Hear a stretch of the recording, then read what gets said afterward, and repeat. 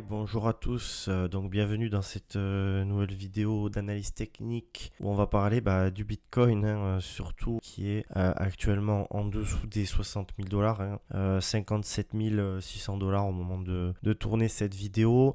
On verra un peu ce qui se passe du coup par rapport à Trendix. Est-ce qu'on est passé baissier? Est-ce qu'on n'est pas encore baissier? Je parle sur le moyen terme, on va dire, parce qu'à court terme, on verra qu'on est quand même toujours baissier.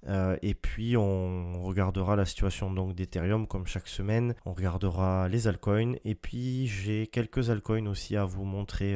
Quelques altcoins qui sont plutôt assez résilients pendant cette baisse. Je rappelle quand même que le Bitcoin a chuté entre juin et maintenant, donc début juillet, en un mois, de 71 000 dollars à en dessous de 60, donc près de 20% de baisse en l'espace d'un mois. Et donc en l'espace d'un mois, il y a quand même certaines crypto-monnaies qui se maintiennent relativement bien, voire même qui arrivent à monter. Donc je montrerai un petit peu ça et puis je vous dirai ce que j'en pense pour la suite. Mais de suite, on va commencer par le Bitcoin qui chute, mais qui conserve en hebdomadaire une dynamique plutôt avec des creux et des sommets ascendants. Ça, il n'y a pas de souci. Comme j'expliquais, on est dans une espèce de range très bien. Sauf que là, on est en train de commencer à chuter un petit peu en dessous de ce niveau de range. Alors, on peut ravaler d'ici la fin de la semaine. On peut se retrouver au-dessus des 60 000 dollars. Ce serait plutôt une bonne chose d'ailleurs. Mais si jamais ça ne tient pas, on a cette zone ici autour des 52 000 dollars qui pourrait faire office de support. On pourrait chercher les 50 000 dollars éventuellement. Pourquoi pas si jamais ça ne va pas. Maintenant, voilà, moi, c'est pas ce que je voudrais parce que pour moi, si on fait ce genre de choses, ça veut dire qu'on fait un M-top ici. Un M-top qui est bien entendu peut être ravalé derrière et puis on peut continuer à se développer au-dessus. Mais du coup, si on a cette structure baissière, derrière, je ne pourrais être haussier qu'en repartant au-dessus des 73 000 dollars. Donc bon, voilà.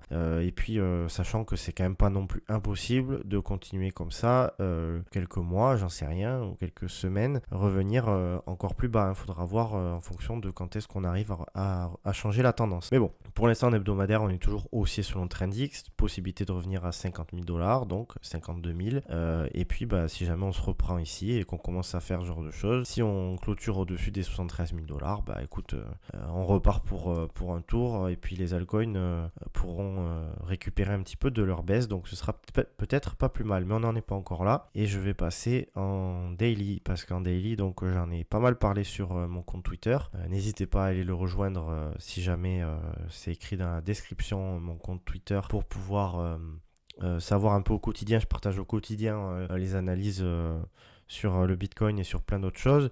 Donc sur le Bitcoin, qu'est-ce qui se passe en journalier? Donc en journalier, on est d'accord que déjà creux sommet ascendant depuis plusieurs mois, donc ça ok, mais risque changement de tendance, parce que comme je vous l'ai montré en hebdomadaire, si on commence à avoir ce genre de choses, derrière en effet on commence à structurer quelque chose de très bearish, sachant que à court terme, qu'est-ce qu'on voit? Creux, sommet, descendant, creux, sommet, descendant, creux, sommet, descendant. Sur mon compte Twitter, justement, j'expliquais que là, quand on a eu le rebond autour de Trendix, on a eu un petit rebond. Ça ne veut pas dire que de suite, on va repartir sur les 80 000 dollars. J'avais identifié cette zone aux alentours des... Regardez, je zoome un petit peu parce que peut-être qu'on ne voit pas bien. J'avais identifié cette zone autour de 64 000, 64 500 dollars. J'avais dit qu'il fallait, pour me dire que, ok, on peut peut-être repartir et revenir autour des 72 000 dollars, il fallait clôturer au-dessus de 64 500 dollars. On ne l'a pas fait. En fait, on s'est fait rejeter. Derrière, tu te dis, rejet, petite structure haussière ici. On peut peut-être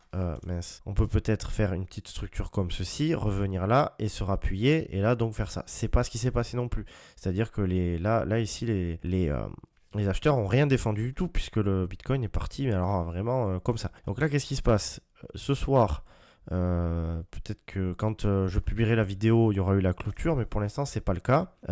Et donc, en clôture donc du 4 juillet, s'il y a une clôture en dessous des 58 400 dollars, ça veut dire que derrière, il faut aller clôturer au-dessus de 63 860, on va dire 64 000 dollars, pour pouvoir éventuellement espérer de repartir à la hausse. Cassure de trendline baissière, changement de dynamique, on peut imaginer un retour à 72 000 dollars et peut-être cette fois-ci, enfin, de pouvoir casser ce foutu range qu'on se tape depuis le 15 mars. Donc voilà, ça, c'est ce qu'il va falloir voir. Est-ce qu'on va réussir à sauver la clôture daily?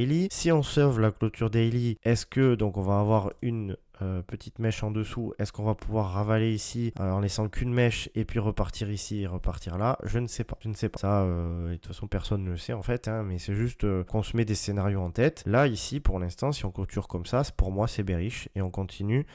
En fait, tant qu'il n'y a pas de changement de tendance, hein, parce que la tendance primaire elle est bien haussière, il n'y a aucun problème, et ça depuis bien longtemps. D'ailleurs, il faut quand même se rendre compte que depuis le dernier passage de baissier à haussier, on a à peu près, on va dire, on a eu une hausse de 150%, ok? Donc on a eu une hausse quand même relativement intéressante, donc ça c'est pas le souci, mais ça ne veut pas dire qu'on ne peut pas se retourner. Ça ne veut pas dire qu'on peut se retourner et marquer un top ici. Hop, finalement ici c'est de la distribution. On peut imaginer que c'est de l'accumulation. Je pense que c'est de l'accumulation. Mais là, en attendant, on est un petit peu sur les derniers niveaux techniques où à un moment donné, il faut se montrer les boules pour essayer de repartir à la hausse. Hein, parce que sinon, là, comme je disais, tac, tac, tac, tac. Derrière, on croise baissier au niveau de Trendix. Et quand on passe baissier au niveau de Trendix, souvent, ça pue surtout après une hausse aussi importante. Je rappelle sans aucun problème avec transparence que la dernière fois, on a eu un croisement baissier ici qui n'avait pas marché. Enfin, dans le sens, ça n'avait pas mené à une baisse plus importante. Donc, une forme de faux signal qui est quand même assez rare au niveau de Trendix, comme vous pouvez le voir, hein, puisqu'ici, on avait déjà eu une belle hausse ici.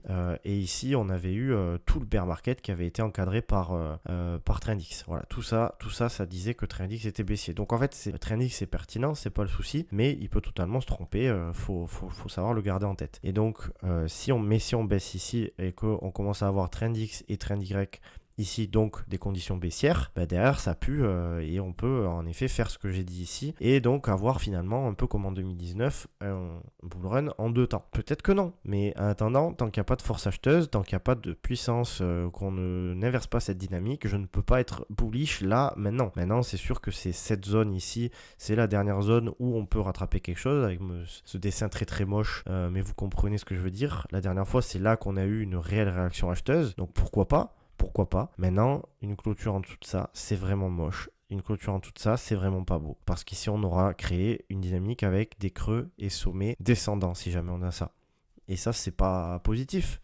C'est pas positif. Donc ça, faudra voir un petit peu ce qui se passe. Du coup, je pense qu'on pourra avoir une réponse peut-être dès la semaine prochaine, ou même dans les jours qui arrivent. Hein, on sait pas trop et on verra bien. Mais il faudra suivre avec ça avec attention.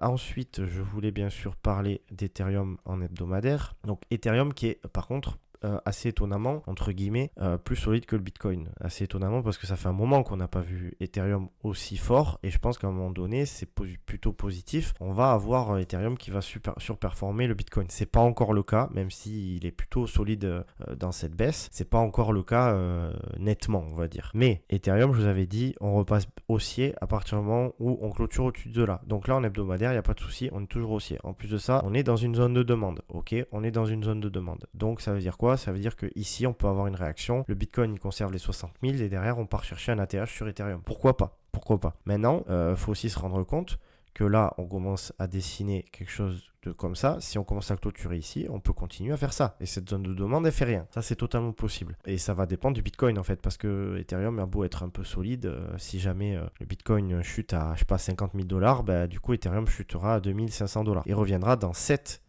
zone de demande-là, cette fois-ci. Voilà. Donc ça c'est la volatilité des crypto-monnaies, il faut l'accepter. Et par la même occasion, du coup aussi il faut le dire, si on commence à clôturer en dessous de ce niveau-là, voilà, et en effet on a un top de marché qui peut être avalé derrière exactement de la même manière que le Bitcoin et donc on peut repartir, il n'y a aucun problème, on peut faire ce genre de choses, mais une autre possibilité c'est de commencer à installer un top de marché, de chuter, de revenir, pourquoi pas ici, et puis de revenir derrière, de repartir et donc d'avoir ce que je disais, un bull run en 2 temps, pourquoi pas, on en a déjà eu, et puis le marché fait bien ce qu'il a envie de faire, donc il ne faut pas essayer de deviner ce qui va se passer, il faut juste arriver à faire des choses en fonction de ce qui se passe. Voilà. L'objectif reste toujours le même pour moi, une clôture au-dessus des 4093 $, qui voudrait dire que derrière, on serait plutôt bien avec des structures haussières et on irait chercher pour moi l'ATH. Maintenant, en journalier, c'est un peu moins joli. Comme j'expliquais, on a quand même une dynamique baissière donc à court terme. Hop, hop, hop, hop. Peut-être qu'on va continuer, on ne sait pas trop. Maintenant, on est sur une zone de demande intéressante. Ici, on a Trendix qui peut faire un peu de taf. Ce soir, on peut peut-être clôturer vers les 3200. Peut-être qu'on peut faire ce genre de choses, revenir et repartir. Je ne sais pas. En attendant, tant que cette dynamique est baissière, bah, je peux pas être haussier. Moi maintenant, ce que j'attends, c'est, on va dire, un retour au-dessus de 3500. Si on commence à revenir par là et que le Bitcoin s'en sort aussi, là, pourquoi pas? Non, pourquoi pas. Mais pour l'instant, on va rester assez vigilant. Donc ça, c'est bon. En Ethereum, bah voilà, je disais plutôt baissier à court terme, qui reste aussi en hebdomadaire, ça, il n'y a pas de problème. Et puis je voulais parler aussi de la situation des altcoins parce que les altcoins, on va voir le total 3 après parce que en fait le total 2 il est pas mal influencé par Ethereum puisqu'on enlève que le Bitcoin et donc en fait on est toujours dans cette zone de demande. Donc pour l'instant, moi pour l'instant ça me va. Maintenant j'aimerais bien une petite réaction, qu'on commence à faire ce genre de choses et repartir. Comme pour tous les autres graphiques en hebdomadaire, il n'y a aucun souci. Maintenant, si ça ne tient pas, on revient ici à 800 et quelques. Voilà, ça c'est... Mais bon, globalement, on reste sur une tendance qui est plutôt haussière.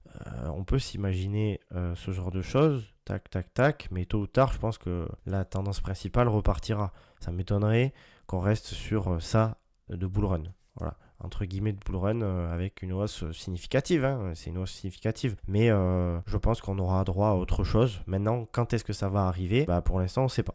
Pour l'instant, on sait pas. Donc après, oui, le total 3, parce que comme ça, on enlève Ethereum. Ouais, le total 3, c'est pas pareil. Parce que là, on n'a pas eu de structure haussière. Ici, on n'a pas eu de structure haussière. Et donc, en fait, ici, ça reste assez fragile. Et il faudra voir quand est-ce qu'on peut restructurer justement une structure haussière. Sinon, retour ici, quoi, en fait. Retour dans cette zone de demande. Donc, ça veut dire... une belle chute quand même encore pour les altcoins, ce qui serait un peu dommage. Pourquoi pas faire ce genre de choses, tac tac tac tac, on revient ici. En tout cas, l'objectif c'est de clôturer au-dessus de ce niveau et même déjà dans un premier temps au-dessus de ce niveau, ce serait déjà pas mal. Donc ça, ce sera à suivre, mais c'était pour vous montrer la différence avec le graphique où on met Ethereum en plus. Et puis je voulais vous montrer 2-3 altcoins que je trouve assez intéressants. Encore une fois, est-ce que c'est le moment? Je sais pas, parce que Bitcoin peut peut-être encore se casser la binette, peut-être attendre au moins d'avoir une réaction au niveau du Bitcoin, d'avoir de nouveau un flux haussier sur le Bitcoin, de voir qu'il a conservé les 60 000 $. Voilà, ce genre de choses, ça peut peut-être être intéressant avant de se replacer sur des altcoins, mais je me permets quand même de vous montrer. Donc j'avais le Toncoin, je crois, si je dis pas de bêtises, qui a fait quelque chose de plutôt pas mal. Ouais, voilà, donc là on a une dynamique qui est vraiment très intéressante pour un altcoin qui donc ne sent absolument pas la baisse du Bitcoin, hein, même depuis le mois de mars. Donc le mois de mars était vers là. En fait, il a continué à évoluer à la hausse. Donc qu'est-ce qu'on a ici? Ici, on a eu une structure, donc tac tac tac, structure haussière ici. Donc moi perso, tout ce qui se passe ici, ça m'intéresse. Ça m'intéresse.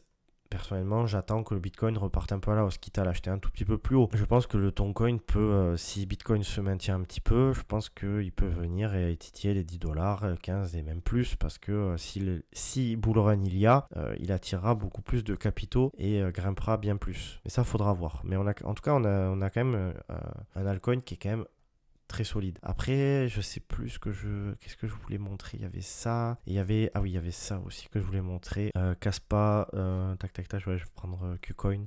Donc le graphique est assez récent, hein, donc c'est compliqué d'avoir les données anciennes pour Trendix, qui se base pas mal sur ce qui se passe avant, etc. Mais ça, il n'y a pas besoin voilà, il n'y a pas besoin d'être un génie pour voir que ça fait que monter, en fait. Voilà. Maintenant, qu'est-ce qui se passe ici? Est-ce qu'on a eu une structure? Ouais, on a eu une structure haussière ici. Voilà, on a eu une structure haussière ici. Donc, en fait, moi, tout ce qui est ici, ça m'intéresse, on va dire. Jusque-là, tant qu'on n'a pas de clôture en dessous d'ici, de ce dernier creux. Maintenant, on a quand même une volatilité de 50% ici. Donc ça veut dire que si le Bitcoin chute, on peut totalement imaginer que lui, il chute ici pour se reprendre vers là et repartir à la hausse derrière. Donc est-ce que c'est maintenant que j'achèterai ici? Pas forcément, comme je disais. On attend peut-être que le Bitcoin déjà nous montre un peu de signes de force, parce que là, pour l'instant, il est quand même très faible sur le court terme. Et éventuellement, une petite clôture au-dessus de ce dernier plus haut ici, pour pouvoir dire, ok, je peux aller viser plus haut. Enfin, en tout cas, il y a des chances qu'il aille plus haut. Voilà, donc ça, c'était pour ces deux altcoins que je trouvais assez intéressants. Je crois que même, vous voyez, c'est un peu la situation que je vous décrivais sur Kaspa, parce que ici, en fait, qu'est-ce qui se passe? Je vais enlever ça parce que c'est plus d'actualité. Qu'est-ce qui se passe ici? En fait, oui, on a une structure haussière ici, tac, tac, tac, tac, tac. Mais en fait, on peut revenir jusqu'ici. bon, même plus bas si jamais le Bitcoin le veut. Mais ce que je veux dire par là, c'est que voilà, là ici, il y a de la volatilité. Bon, là c'est que 23% parce que le BNB est quand même une capitalisation assez élevée. Mais voilà, c'est cette volatilité-là, on peut se la manger en fait sur les altcoins qui sont même forts. Donc voilà, faut garder en tête ça, pardon. Et puis se dire que là pour l'instant, c'est un peu compliqué sur le Bitcoin. On est quand même sur des niveaux où que si on perd ces niveaux, ça peut vite être très très moche. Mais voilà, Bitcoin est capable aussi de nous faire une dinguerie et puis de dire ok, c'est parti pour le bull run et maintenant on s'arrête au prochain top entre guillemets. Donc voilà, moi je pense que tôt ou tard on aura plus que ça. On aura plus que ça. Mais est-ce qu'on l'aura de suite? Est-ce que ça se réserve pour donc faire ce genre de choses, tac, tac, tac, tac, revenir ici et repartir, restructurer? Quand est-ce que ça s'arrête, etc. Ça, il faudra voir en fonction des structures. Encore une fois, si on pète cette structure ici, moi, je suis bearish jusqu'à ce qu'on change de structure. Haussière de baissière à haussière. Et si on fait ce genre de choses, moi pareil, je suis la tendance baissier, baissier, baissier, hop, pourquoi pas être haussier à nouveau. Et puis souvent ça suit pas mal ce que fait Trendix. Trendix se base aussi sur d'autres choses pour afficher la tendance. Donc c'est vachement intéressant de regarder un petit peu. On voit là, c'était baissier, baissier, baissier, baissier, baissier. Puis derrière, c'est des tendances assez nettes qui se dessinent sur les cryptos. Donc c'est assez intéressant de pouvoir surfer sur ces tendances-là. Et voilà, on verra donc si le Bitcoin arrive à se reprendre ici en cas de clôture en dessous de ça c'est pas très bon, et en clôture en dessous de ça c'est encore moins bon. Donc voilà, maintenant on espère que le Bitcoin va se réveiller, qu'il y ait des acheteurs encore qui soient présents, et puis on regardera l'évolution de tout ça la semaine prochaine. On fera un peu les conclusions, on verra un peu ce que j'en pense et puis ce que dit Trendix la semaine prochaine. Et en attendant, je vous retrouve sur Twitter, j'allais dire, maintenant ça s'appelle X, mais voilà, je vous retrouve sur X pour les analyses quasi quotidiennes avec l'indicateur Trendix. Et puis je vous souhaite bon courage pendant cette période baissière. Il faut savoir être patient, et puis à un moment donné le Bitcoin repartira à la hausse, et à mon avis, on aura droit à un bull run solide et intéressant où on pourra faire des bons retours sur investissement. Voilà. Passez donc une bonne fin de journée, et puis je vous dis à la semaine prochaine. Bye bye.